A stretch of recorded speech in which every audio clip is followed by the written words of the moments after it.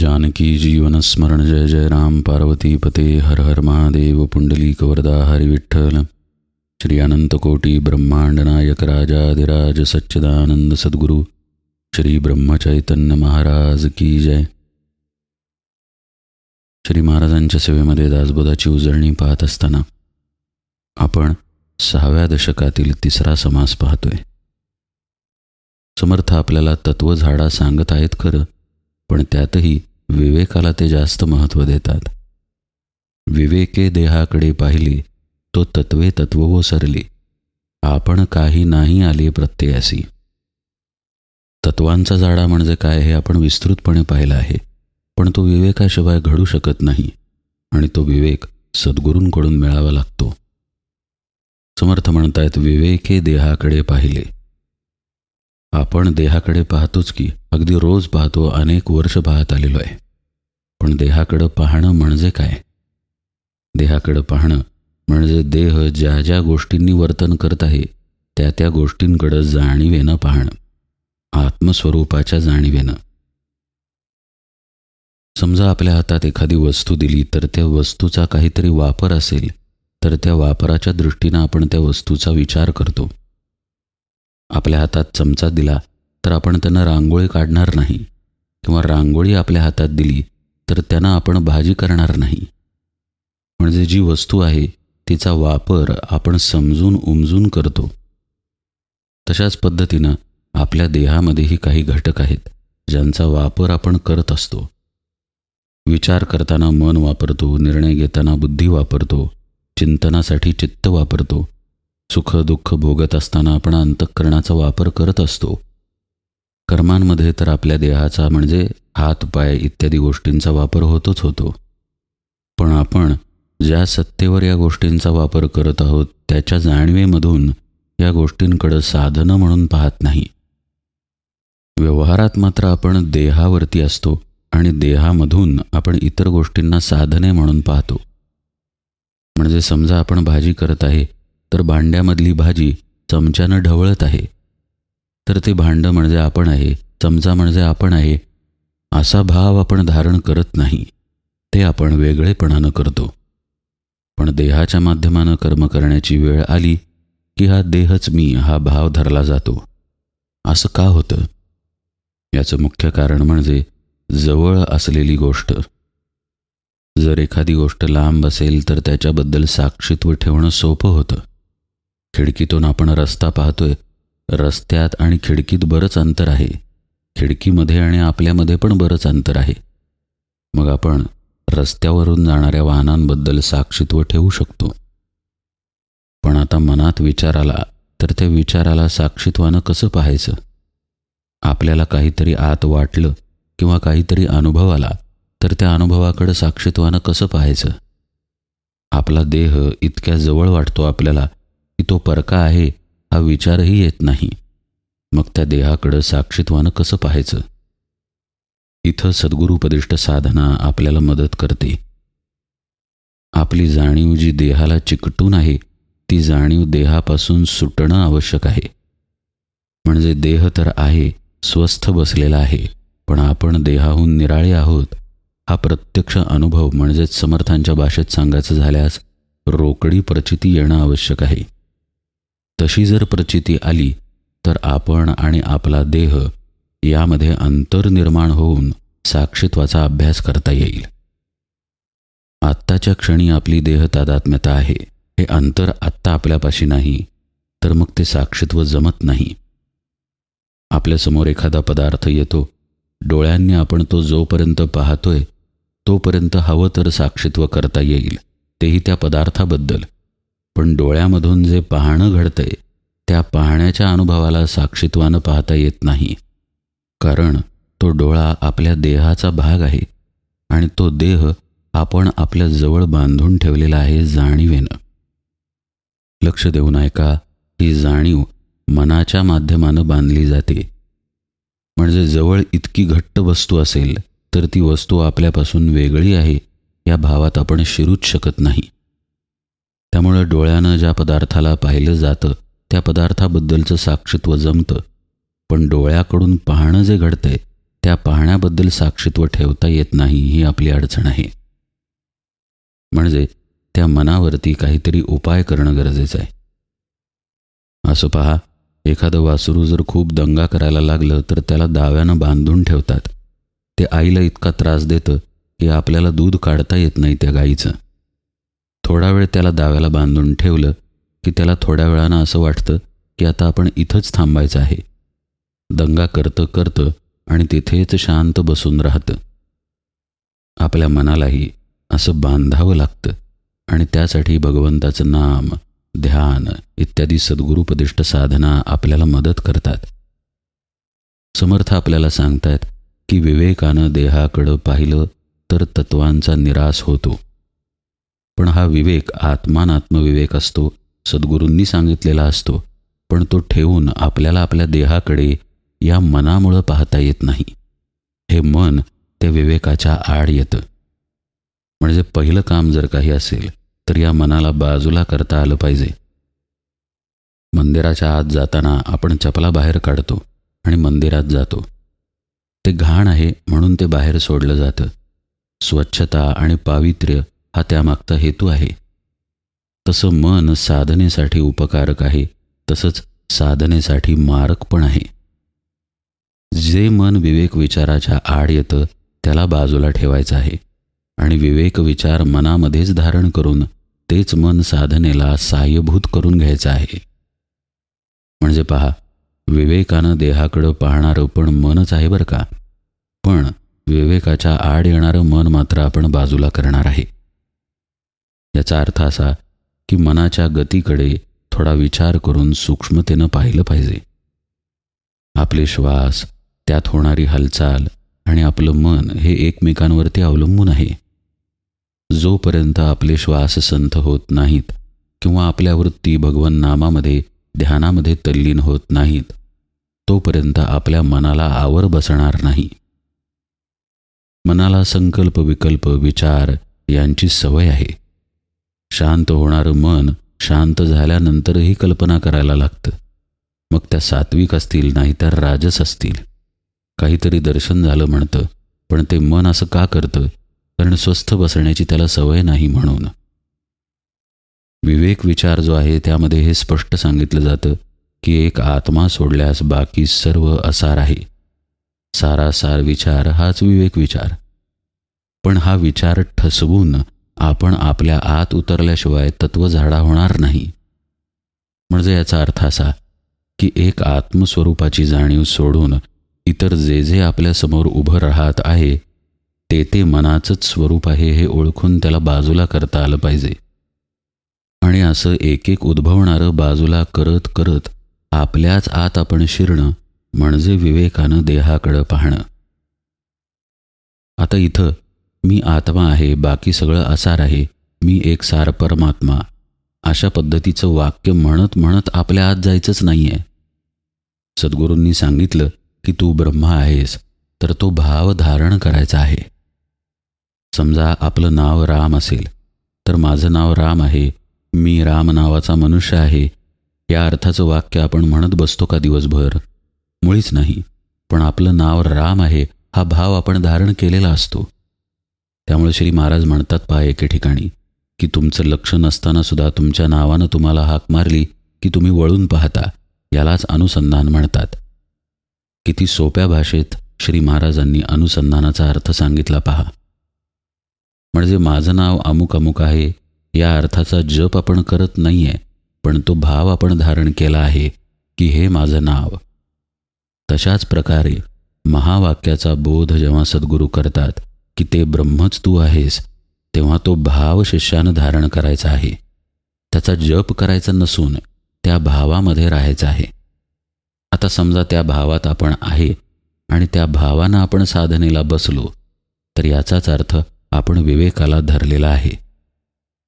जर आपण ब्रह्म आहोत तर ब्रह्माव्यतिरिक्तचं आपण काहीही नाही हा अर्थ उघड झाला नाही का? म्हणजेच तो विवेक विचार तिथं दृढ झाला.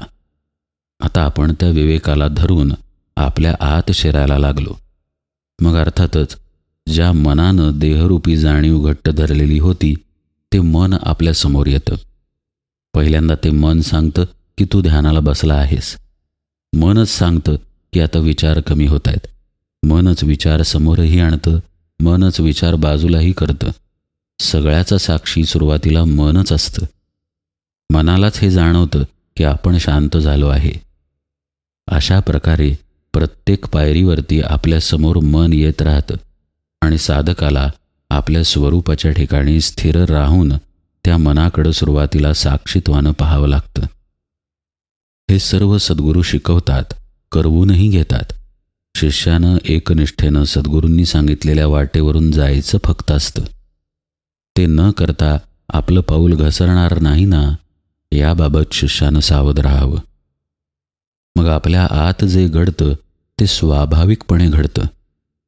जसं सकाळ झाल्यानंतर कळी असलेलंच फूल उमलून पूर्ण स्वरूपामध्ये येतं. ही आपोआप निसर्गानं होणारी प्रक्रिया आहे. तसंच आपण मूळ आत्मा आहोत हा केवळ सद्गुरूंचा उपदेश नसून तथ्यता आहे. सद्गुरूंची ही कृपा आहे की त्यांनी त्यांच्या आत्मानुभूतीतून हा उपदेश आपल्याला केला. सत्यता सद्गुरू भेटण्याच्या आधीही तशीच होती. सद्गुरूंनी ती सत्यता त्यांच्या वाणीतून अधिकारानं आपल्याला सांगितली. मग आपण जर आत्माच असू आणि त्या व्यतिरिक्त इतर तिथं काहीही नसेलच, तर समोर जे आपल्या उद्भवतं ते बाजूला केल्यानंतर आत्माच शिल्लक राहणार ना. म्हणजेच काय घडणार, तर विवेके देहाकडे पाहिले तो तत्वे तत्व ओसरले, आपण काही नाही आले प्रत्ययासी. आपण हा देह नाही, हे मन नाही, चित्त नाही, अहंकारही नाही, हे तिथं स्पष्टपणे साधकाच्या प्रत्ययाला येतं, असं समर्थ म्हणतायत. आपण काही नाही आले प्रत्ययासी. हे जे घडतं हे घडणं म्हणजे आपला आपण शोध घेणं आहे. खोटेपणा समजला की खरेपणा तिथे आपोआप आहेच, हे घडायला लागतं.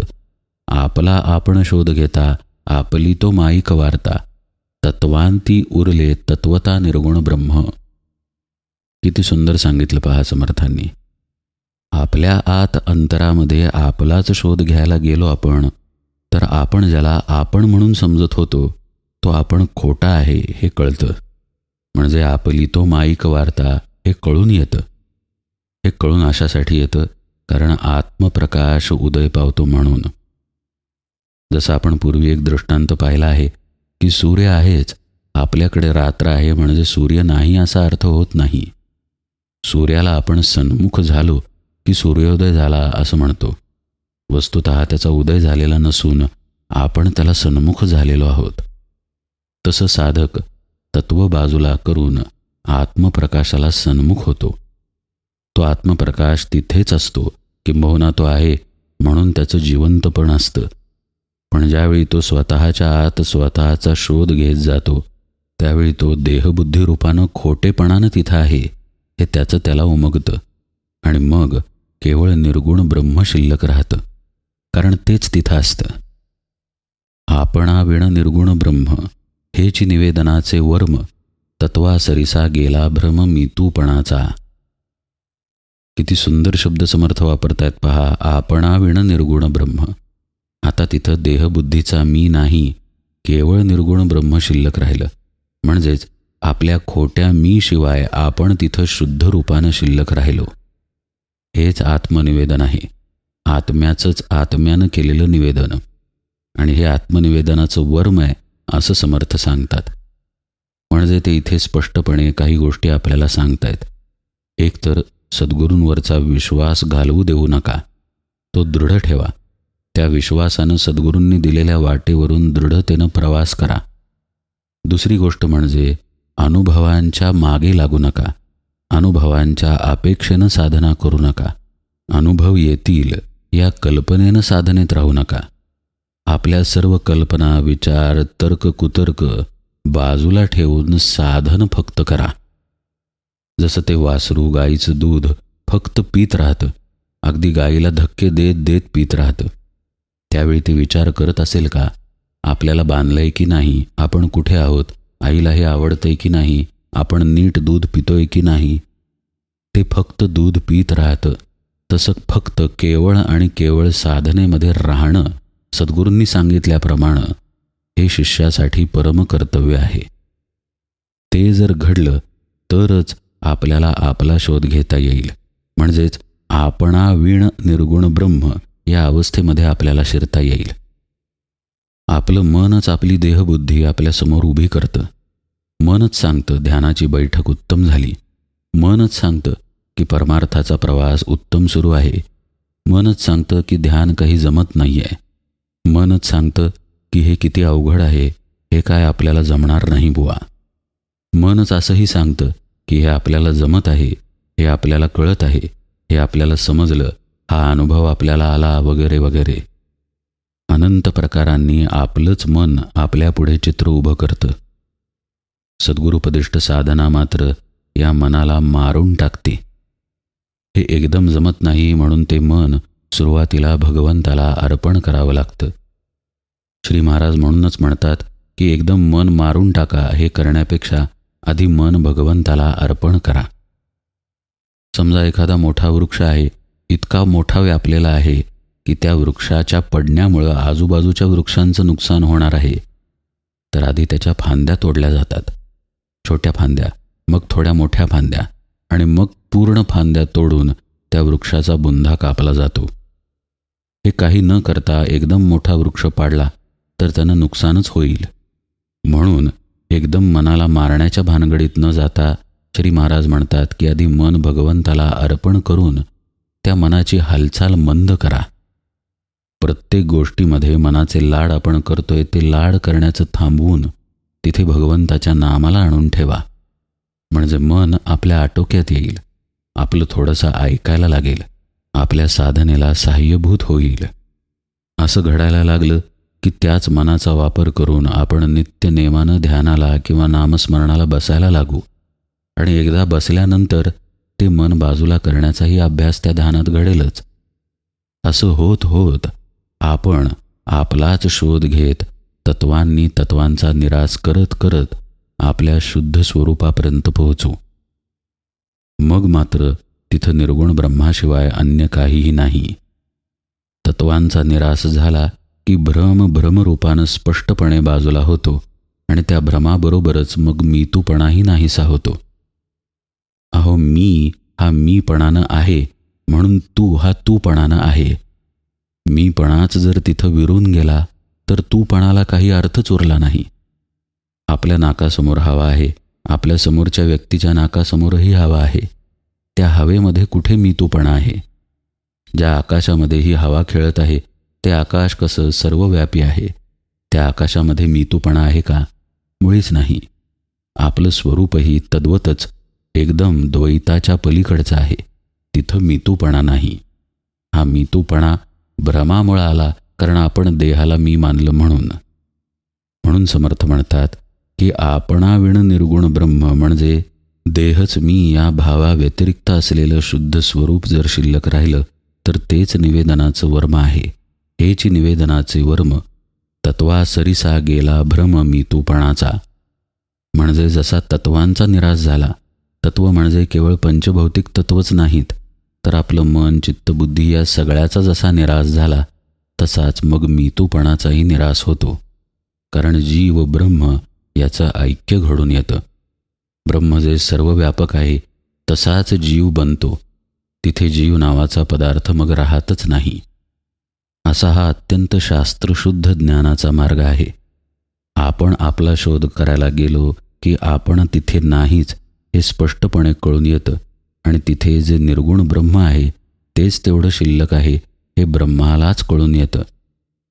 आपल्या म्हणजे देहबुद्धीच्या मनाला किंवा बुद्धीला ते कळून येत नाही. ब्रह्मच ब्रह्माला जाणतं, आत्माच आत्म्याला जाणतो. समर्थ फक्त म्हणतायत की हे सद्गुरूंशिवाय घडून येऊ शकत नाही. मी पाहता आढळेना. आत्ताच आपण पाहिलं की मी पाहायला गेलो तर मी सापडत नाही.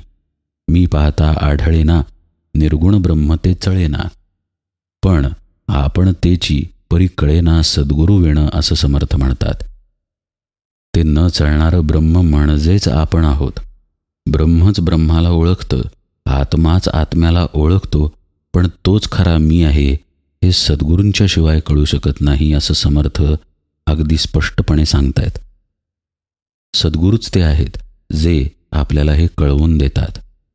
कारण असं पहा, आपण कितीही आपण म्हणून समजून घ्यायला गेलो तर आपला तिथे मी शिल्लक राहणारच आहे. केवळ सद्गुरूच असे आहेत जे आपला मी घालवतात. साधी गोष्ट आहे. एक साधा प्रवास आपण करतो आपल्या घरापासून गोंदवल्यापर्यंत. पण सद्गुरू असतील तर आपला भाव असा असतो की श्री महाराजांच्या कृपेनं आपण गोंदवल्याला चाललो आहे. श्री महाराजांच्या कृपेनं त्यांचं दर्शन झालं. श्री महाराजांच्या कृपेनं आज प्रसाद मिळाला.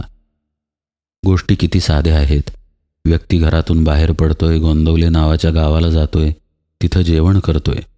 पण जर भक्ती असेल, सद्गुरू जीवनामध्ये असतील, तर त्याच साध्या वाटणाऱ्या गोष्टींकडे बघण्याचा दृष्टिकोन बदलतो. मग ते गोंदवलं केवळ गाव न राहता आपल्या सद्गुरूंचं धाम होतं, आपल्यासाठी आपलं माहेर होतं. ते आमटी भाताचं जेवण केवळ जेवण राहत नाही, तर तो प्रसाद ठरतो, प्रसन्नता देणारा प्रसाद. मग हे कुठं घडलं? हे खरं म्हणजे मनाच्या पातळीवरतीच घडलं, आपल्या भावाच्या पातळीवरतीच घडलं. पण हा मनाचा भाव आपल्याला मनाच्या पलीकडे न्यायला मदत करतो. हे मनाचं साधनेसाठीचं असलेलं उपकारक रूप आहे. या सद्गुरू प्रेमाच्या भक्तीच्या भावामध्ये चिंब होऊन आपण जेव्हा गोंदवल्यात जातो, श्री महाराजांची समाधी पाहतो, त्यावेळी डोळ्यांमधून अश्रू वाहायला लागतात. शांतपणे आपण भगवान नाम घेत मग समाधीच्या समोर बसलो की मग जे मन आत्तापर्यंत होतं ते कुठल्या कुठं निघून जातं. त्याच नामामध्ये आपल्याला परमशांतीचा अनुभव येतो. साधकाचा जेवढा प्रवास, जेवढी तयारी, तेवढा त्याला अनुभव येईल. एखाद्याला एखाद्या क्षणासाठी येईल, तर एखाद्या साधकाला 2-3 क्षणांसाठी येईल. पण श्री महाराज नामाचा आनंद देतातच देतात. पण हे घडलं कशामुळे? आपल्यामुळे घडलं नाही, आपण गोंदवल्याला गेलो म्हणून घडलं नाही, तर सद्गुरूंमुळे घडलं. हे सद्गुरू जीवनात असतील तरच कळतं. त्याच प्रकारे आपल्या आत्मज्ञानाच्या बाबतीत आहे. आत्मज्ञान कुठेही गेलेलं असत नाही, कुठूनही येणारं असत नाही. ते आहे तिथेच आहे, विद्यमान आहे, साक्षात आहे. पण ते निर्गुण स्वरूपात असल्यामुळे देहरूपात आपण अडकलेलो त्याच्यापर्यंत पोहोचू शकत नाही, जोपर्यंत तत्वांचा निराश होत नाही. श्री महाराज अगदी सोप्या भाषेत सांगतात, निर्गुण झाल्याशिवाय निर्गुण कळत नाही. हे निर्गुण होणं म्हणजेच तत्व झाडा घडणं. हे निर्गुण होणं म्हणजेच आपणाविणं निर्गुण ब्रह्म या स्थितीत पोहोचणं. हे निर्गुण होणं म्हणजेच आपला आपण शोध घेता, आपली तो माईक वार्ता हे कळून येणं. यापुढेही समर्थ याच मार्गाचा उपदेश करतात. सारा सार अवघे शोधिले, तो असार ते निघून गेले. विवेकाबद्दलच ते सांगतात. पुढे सार म्हणजे काय? आत्मस्वरूप. पुढे सार ते उरले निर्गुण ब्रह्म. वेगवेगळ्या प्रकारांनी एकच गोष्ट समर्थांनी सांगितली आहे. एकच तथ्यता परमार्थात आहे आणि ती म्हणजे आत्मस्वरूपाची. तिथपर्यंत साधकाला आडव्या येणाऱ्या गोष्टींना बाजूला करून पोहोचावं लागतं. पुढे आता समर्थ काय म्हणतात तो भाग आपण उजळणीमध्ये यथावकाश पाहू. आज निरूपण सेवेला इथेच विराम देतो. जानकी जीवन स्मरण. जय जय राम.